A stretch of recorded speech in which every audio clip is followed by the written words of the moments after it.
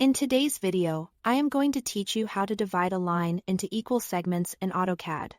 This is a simple, reliable way to place evenly spaced reference points along a line. Polyline, arc, or spline, perfect for laying out fixtures, columns, or any design element that needs consistent spacing.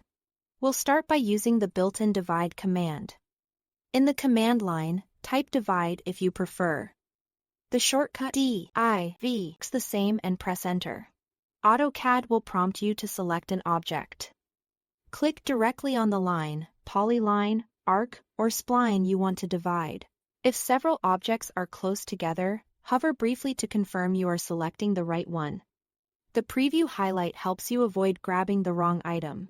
Next, AutoCAD asks for the number of segments. This is simply how many equal parts you want along that object. Type the number that matches your design intent and press enter.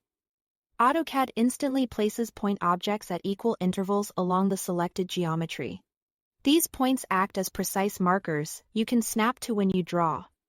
Place blocks or verify spacing. If you don't immediately see the points, don't worry. Your current point style may be too subtle. To make them visible, type DDP type and press enter. In the point style dialog, pick a bold, easy to spot style in X or a circle works great and confirm your choice. The display updates so those division points stand out clearly on screen, making them easy to locate and use as references. It's important to understand what divide actually does. The command does not cut or break your line into separate objects.